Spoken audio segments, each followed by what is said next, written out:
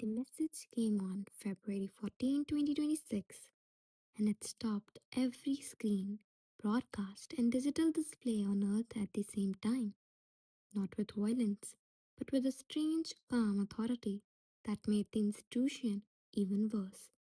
Halfway through a morning coffee in a Chicago apartment, Dr. Sarah Mitchell's TV flickered. The news anchor's face disappeared and was replaced by something that looked like a holographic transmission. The being that showed up was very tall, very thin, and had skin that looked like polished silver. The eyes were big and dark, and they didn't have any warmth. The being said, "Citizens of Earth," and Sarah knew that everyone on Earth was hearing this in their own language, even though it spoke perfect English. "I'm Ambassador Kelvin from the Galactic Council.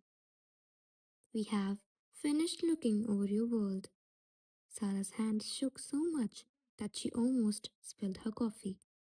Billions of people around the world stopped what they were doing. This was the first contact, the moment that people had dreamed about for hundreds of years. "We have classified your planet as a category 1.2G, that world." After a thorough analysis, Kelvin said, his voice showing no emotion, "Your gravity is 20% higher than what is safe. Your air pressure is too high for safety. Your weather systems are extremely violent. Your earthquakes are very strong. Your microbes are very hostile." Sarah's stomach dropped. As a child, she had imagined this wasn't how she would be welcomed into the galactic community. Also, Kelvin's eyes seemed to look right through the screen. "Your species had adapted to these deadly conditions by making biological changes that we think are primitive and not long lasting. We think that your civilization has less than 200 years before environmental factor makes your limited adaptations useless." The being stopped, as if he were waiting for the meaning of his words to sink in. "The Galactic Council doesn't get involved with species that are still developing on that world. We will keep an eye on your situation, but our protocols say we can't help with evacuation or relocation until your population drops below 10 million survivors. We suggest that you stop making plans. This is the end of our evaluation." The transmission stopped as suddenly as it started. Sarah's TV went back to the news anchor, whose face had turned completely white. The world went crazy in just a few hours. Not the violent kind, but the kind that comes from being confused and not believing. There were a lot of theories on social media. Governments rushed to give official answers, and scientists all over the world started quickly looking over the council's claims.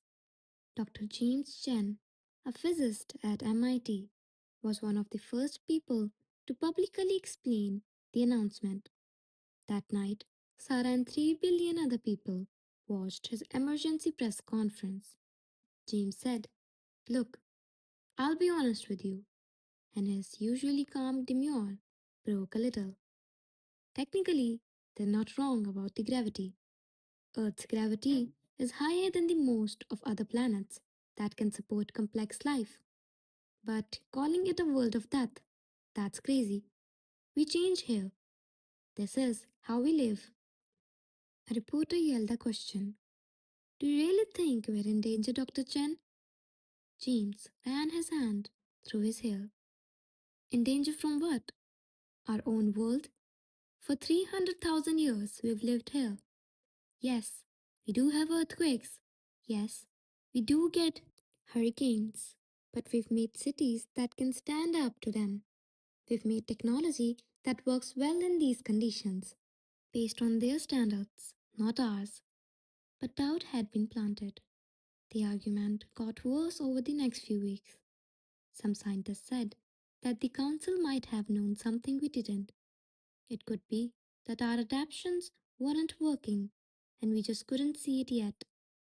The fact that natural disasters were getting worse might have been proof that they were right. Dr. Patricia Okonkwo, an environmental researcher, was on talk shows and looked frustrated. This is crazy, she said over and over during one heated argument. Yes, climate change is a real threat, but we made it and we can fix it. The council is acting like we're a species that is going to die soon. No, we're not. The month of March turned into April. The council didn't send any follow up messages, clarifications, or anything else. They were quiet on purpose, almost as if they were angry.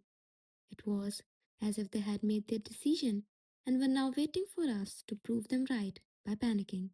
A meeting of the United Nations in Geneva turned into a shouting match. Sarah watched the live stream and felt her heartbeat sink as the representatives argued about whether to formally ask the Council for help or completely ignore their assessment.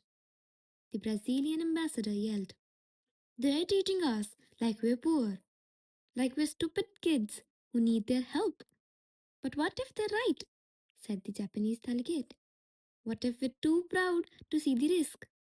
Rebecca Torres, the American delegate, slowly stood up. The noise didn't bother her voice. "The council sentenced us to death without giving us any proof. No data, no research papers, and no peer review. Just a statement from above. When did we start believing things without proof?" That question was in the air. Something strange started to happen in May. The first shock and fear began to change into something else, something stronger. Sarah first saw it in the online community she was a part of, then in the streets, and finally in official government statements. People weren't hiding, people were getting mad. On May 28, 17-year-old Marcus Williams from Detroit posted a video that quickly went viral. He stood in front of his high school and looked straight into the camera on his phone. Marcus said, "So let me get this straight," in a defiant voice. "Some aliens came to our house, call it a death trap, say we're basically doomed, and then just leave. Good luck dying, but no help or advice." He laughed, but it wasn't funny. "Hey, you know what? Forget that. The Dust Bowl didn't kill my great great grandparents. My great grandparents lived through World War II. My grandparents made it through the Cold War. My parents made it through the pandemic. And these aliens think that a little bit of gravity will kill us?" He got closer to the camera. "We're people. We don't give up. We don't just give up and die because someone tells us to. If they think Earth is that world, we'll show them how people act on that world. We live, we change, we make things, and we show everyone that they were wrong." In just 48 hours, 2 billion people watched the video. Sarah watched it 3 times and felt something start to burn in her chest. Marcus was correct. This wasn't how people dealt with problems. They weren't like this. The first petition went online on June 3. It was simple and to the point, and it got 50 million signatures in a week. "We disagree with the Galactic Council's assessment. We want them to back up their claims with scientific evidence, or we will prove them wrong ourselves." The council never got back to me, but people had already begun to move. The movement began in the most unlikely place, a Seattle coffee shop. Architect Maya Rogers met with structural engineers Tom Baker and atmospheric scientist Dr. Lynn Fitzgerald on June 15th. They didn't want to change the world. They were just three angry professionals who had been watching the global debate get worse for months. "I'm so tired of the defeateds' talk," Maya said as she stirred her third espresso of the morning. "Every news channel is either freaking out about the council being right or debating whether or not we should ask them for help. No one is saying what we can really do. Tom nodded and took out his tablet. I've been doing some math. You know, just in case. What if the council is right about threats on the surface? What if all of this gravity, weather, seismic activity really is worse here than on other planets? Tom, that's not helping, Lynn said. No, wait, listen to me. That look in Tom's eyes was the same one engineers get when they know they're into something. If the surface is the issue, what is the answer? Maya bent over. Are you really saying we should all move underground? Opposite direction, Tom said, and a smile spread across his face. We go up, Lynn said. She blinked. Up? Like into the air? Just like into the air. Tom's finger flew over his tablet, bringing up rough drafts. Give it some thought. We're not dealing with earthquakes above ground. We can work around gravity. We have full control over our surroundings. We build cities in the sky. That's crazy, Maya said quietly. That's brilliant, Lynn said after a moment. That's impossible. The energy needs alone would be huge. Yes, Tom said. But not impossible. We have the tools. Solar, wind, and maybe even atmospheric energy harvesting. For decades, we've been talking about cities that float. We just never had a reason to build them. Maya was already drawing on her own tablet, and her architect's mind was racing ahead. Building in parts, each part is able to support itself. We could start small, show that it works, and then grow, Lynn said. You two are crazy. But she was happy. You want to rebuild human civilization in the clouds because some aliens hurt our feelings? No, Maya said softly. We're talking about showing that people don't need anyone's permission to do well. Does the council think we're doomed? We show them that we can make paradise anywhere we want. Three people could have just been daydreaming over coffee, and that could have been the end of the conversation. Maya did something, though, that changed everything. She put it down on paper. 2 days later, she put out a document online called the Sky City Manifesto, Engineering Humanity's Defiant Future. It was 17 pages of idea for buildings, engineering rules, and big plans. The Galactic Council has said that a home is a death world. Instead of accepting their decision or begging for their mercy, we suggest a third option. We completely exceed their expectations. We will make cities in the sky that can take care of themselves and turn the problems on our own planet into opportunities. We will show that the best thing about being human is not just getting by in spite of conditions on Earth, but doing well because of them. This is not a step back. This is a change. Sarah couldn't sleep, so she downloaded the manifesto at 2 in the morning. She read it twice, and her heart racing. This was the end. This was the answer that people had been looking for. She had company. The manifesto had been downloaded 40 million times by the morning, 200 million by the end of the week. People from all over the world, including engineers, architects, scientists, and dreamers, started to get in touch. People started to think in the comments of Maya's original post. Someone from Singapore suggested using advanced weaving of carbon nanotubes to support structures. A group from Norway came up with new ways to filter air. A 16-year-old from Kenya came up with a water reclamation system that worked 99% of the time.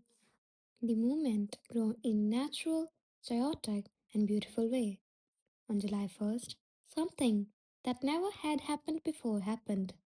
The governments of 12 countries made a joint announcement about the Sky City initiative, not through the UN, which was still fighting over rules, not through any current international framework.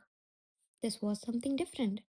Brazil's president, Helena Vasquez, spoke up at the announcement. and her voice could be heard all over the world. For too long, we have let our differences keep us apart. We have fought each other for too long when we should have worked together.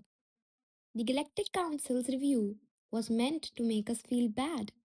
It has brought us together instead. Today, we are announcing the biggest project that people have ever worked on together. They told us we couldn't have the future. There were leaders from Japan, Kenya, India, Germany, Mexico, South Korea, Egypt, Canada, Australia, and Sweden next to her, standing shoulder to shoulder with their traditional enemies. Next, the Prime Minister of China spoke. We are sharing what we have learned about material science and construction technology. We ask that all countries join us. This has nothing to do with politics. This is about showing what people can do when they work together. In just 2 weeks, 37 countries had officially signed up for the initiative. That number went up to 93 in a month. Even countries that weren't officially involved were sending scientists and engineers to help. Sarah, who had been watching from the sidelines, was pulled in. She had a background in urban planning, and as soon as the call went out for experts to help design the social infrastructure of the sky cities, she applied. A panel that included Maya Rogers herself did the interview over video call. Why do you want to be part of this? Maya asked. Sarah thought long and hard. The council looked at us and saw failure. They saw a species that was barely able to survive in a world that was hostile to it. But when I look at the history of people, I see something else. I see people who made Venice out of a swamp. I see people who turned an island with no natural resources into Singapore. I see people who do well in deserts, mountains, and frozen tundras. We don't suggest get by in tough places, we make them into homes. And now we're going to do it in the air. She was accepted that day. In August, the first design summit took place in Geneva. Sarah walked into a conversation center full of thousands of smartest people on earth. Engineers and architects fought over how much weight their buildings could hold. Biologists and agronomists argued about how well vertical framing works. Artists and psychologists worked together to make sure that the cities would not only work but also feel like home. Tom Baker stood on stage and talked about the main idea behind the structure they had decided to call Leviathan Foundations. He said, traditional buildings fight gravity. As huge holographic diagrams floated around him, they pushed down into the ground, which makes huge pressure points. But we use gravity different in the sky. We use a mix of lighter than air materials and active stabilization systems to spread weight over huge platforms in the atmosphere. You could say they are the man made island in air. A voice from the crowd that sounded doubtful called out. And what if a hurricane hits? Tom smiled. We move. Sky cities are not tied to one place like surface cities are. We can get around bad weather and use it as a source of energy when it's safe.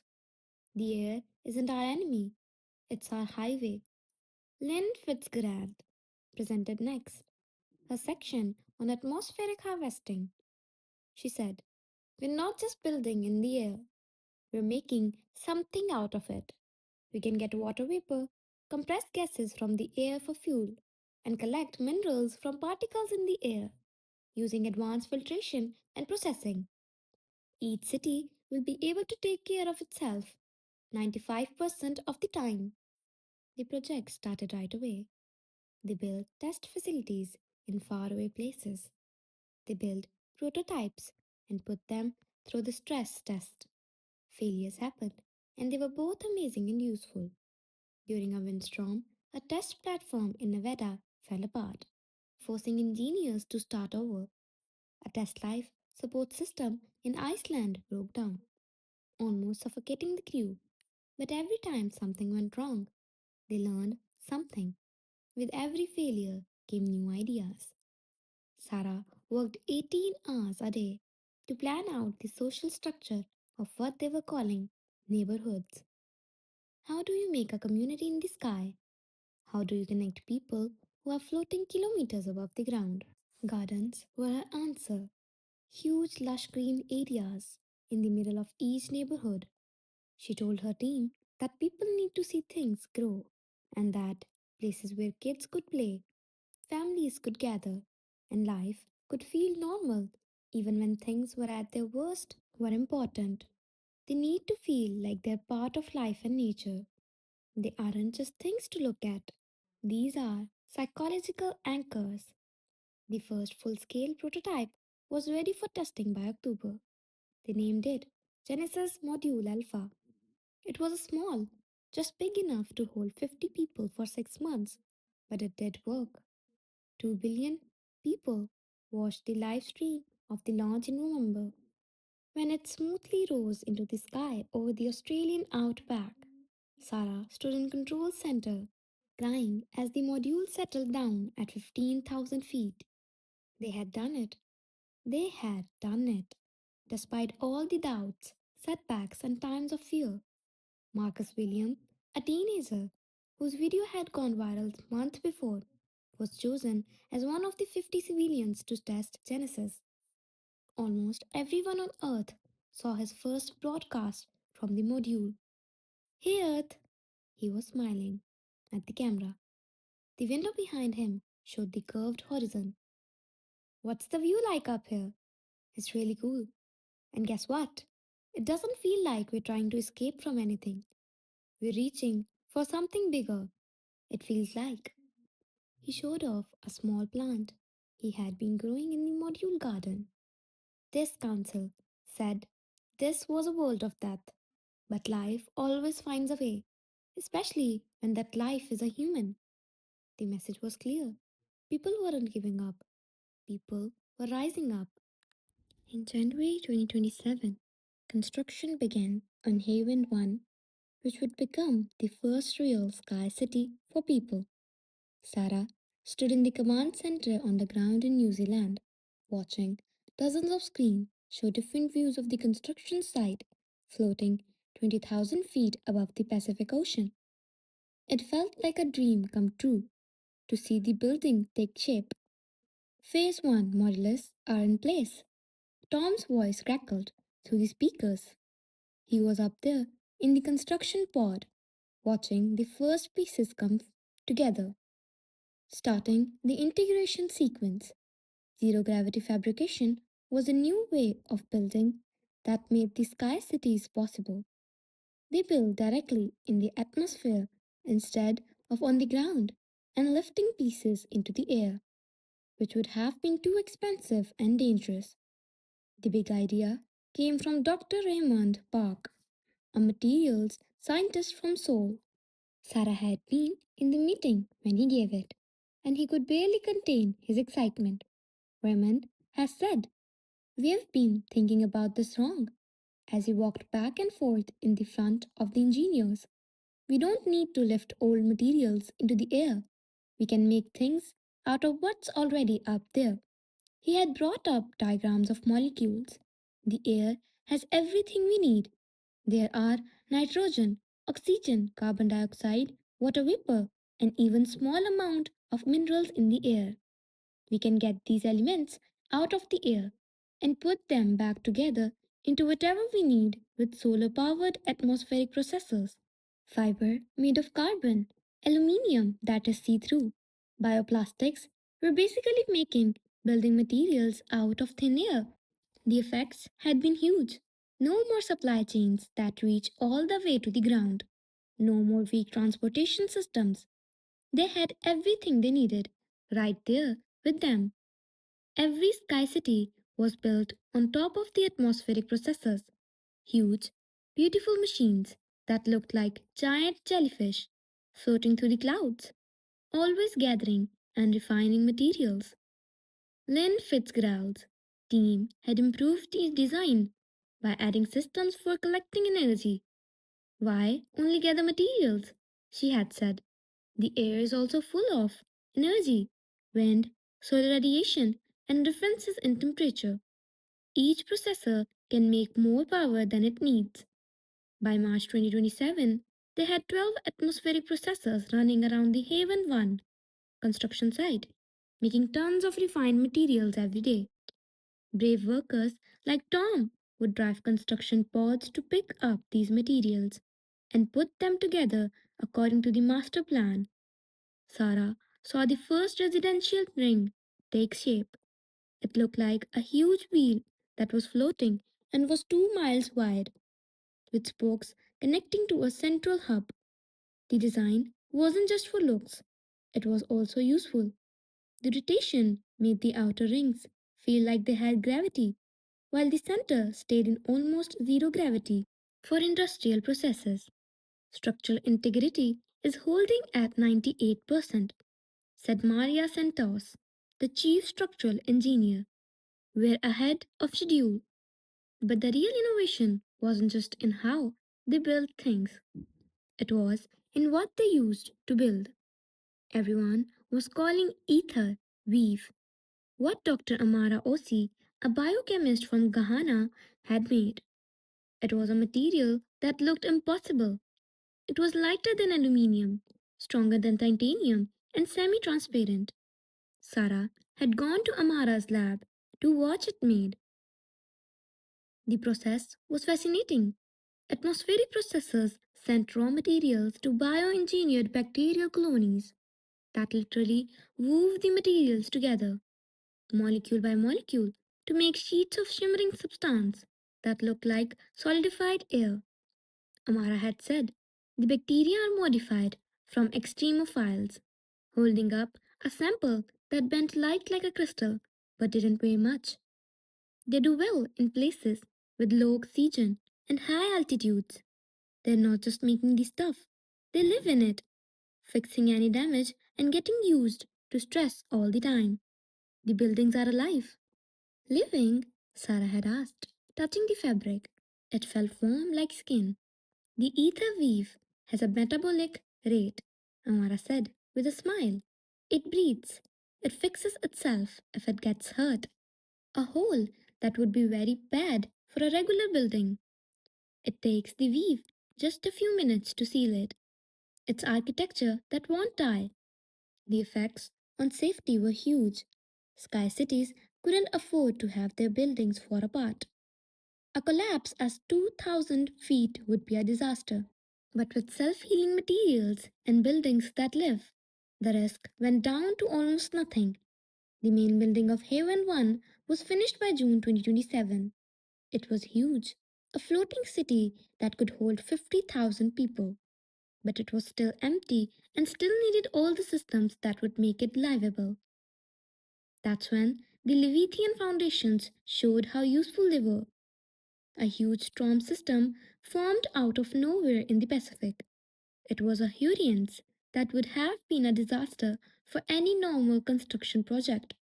Sarah's anxiety grew as she watched the weather reports. At an emergency meeting, she asked, should we evacuate the construction crews? Tom, who was video calling from Haven 1 itself, shook his head. No need. Look at this. Sarah saw the city start to move on the screens, not quickly or dramatically, but with a smooth, purposeful grace. The huge platform just sailed around the storm, thanks to its distributed weight system and active stabilization. The Leviathan foundations aren't just holding us up, Tom said, clearly proud. They're letting us move around. The weather doesn't have control over us anymore. We dance with it. The storm passed below without causing any problem, and the construction went on without any problems. The next problem was the life support system. 50,000 people need air, water, food, and a way to get rid of waste. You could trust the natural systems of the air. Everything in the sky had to be planned out. The environmental system team was led by Dr. James Chen, who had become one of the project's most important people. James showed Sarah diagrams of the interconnected system. they had made for their closed loop ecology. Think of each sky city as a miniature Earth, he said. We have atmospheric processors that give us fresh air. We have water reclamation that works 99.7% of the time. Our vertical farms grow more food per square foot than any other farming. We also have biological waste processing that turns everything into biofuel or fertilizer. He pulled up a beautiful picture of what he called the Green Heart, a huge central garden that was going to be built in the Havens One Center. This isn't just for show. This ecosystem works. Trees and plants take in carbon dioxide, make oxygen, keep humidity stable, and even affect how people feel mentally. We're not making a machine that keeps people alive. We're making a living space that people can be a part of. The farming systems were really cool. Sarah went to test site in Chile, where they were working on perfecting the methods. There are towers of vertical gardens, with each level set up to grow a different type of crop. At the top, where there was a lot of light, there were lettuce and herbs. There are root vegetables in the middle. At the bottom, there are mushrooms and other fungi that do well in low light. The agricultural director said, "We can grow food for 1,100 more people in a space that would feed maybe 1,000 people using traditional farming. And since everything is controlled, there are no floods, droughts, or crop failures in a way that farming on Earth can never be. It's reliable." They were ready to start moving people in by the end of 2027, not all at once, but in waves of 50,000 test groups that would help find problems and improve systems. Sarah was in the first group. She had spent months planning these cities, and now she would get to live in one. The ride up was surprisingly smooth. She was in a pressurized shuttle with 40 other people, and she could see through the window as Earth fell away and Haven 1 got bigger above them. The first time she stepped into the city, she was amazed. The main concourse was huge and curved gently to follow the ring's rotation, and it was green, so green that it's hard to believe. There were trees along the paths, and their roots were firmly planted in well planed soil beds. The flowering plants added colors. The sound of flowing streams was calming, thanks to the water features. "Welcome home," Maya Rogers said as she appeared next to her. For weeks, the architect had been living on Haven 1, making sure everything was perfect. "What do you think?" Sarah couldn't think of anything to say. She had a hand in making some of this. She had looked at the plans, the models, and the pictures, but it was different to actually go through it. "It feels alive," she finally said. "That's because it is," Maya said, pointing around them. "All the surfaces you see have ether weave on them. The city is alive with us. The gardens are taking care of the carbon dioxide we breathe out. The water features are part of the system that keeps the air moist. There is nothing here that is just for looks. Everything has a reason." Sarah lived in the residential ring, which was a small apartment with floor to ceiling windows that looked out at the curved horizon of earth below. The clouds floated by, so close you could touch them. Sarah had a deep thought that first night as she lay in the bed and looked at the stars. They didn't just make a city in the sky, they had made a new way to live, a balance between what people need and what machines can do that felt more natural than many surface cities. The next morning, she woke up to the sun shining through her window and the smell of fresh bread from the bakery 3 doors down. She got ready for work and walked through gardens and along paths where kids were playing already. One of them yelled, "Dr. Mitchell!" A girl, maybe 8 years old, ran up with a flower she had picked. "Hey, I grew this in the garden for the kids." Sarah knelt down. and looked at the flower with the right amount of seriousness. That's great work. What kind is it? My teacher helped me make it hybrid. It's a mix of a rose and an orchid. We're trying out ways to crossbreed. 8 years old are trying out advanced botany. People who lived in Sky City did that. It made the impossible seem normal. Haven 1 had 10,000 people living there by December 2027. The city worked perfectly. The energy systems did better than expected. They made so much food that they had extra. They were actually making more fresh water than they used through water reclamation and storing the extra for future cities. And in space, above Haven 1, work had started on Haven 2, 3, and 4. The revolution had started.